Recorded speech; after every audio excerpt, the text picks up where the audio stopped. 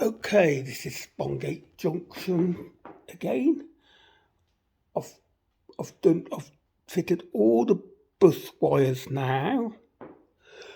All I've got to do this weekend is to get get the main bus line fitted. So shall we go down below the baseboard and see what I've been up to? Let's have a look. Here we are. You can see below the baseboard all the drop wires are now in. All under here. I've still got a lot of work. All the red wires will go to the red bus part of the bus line, all the black to black.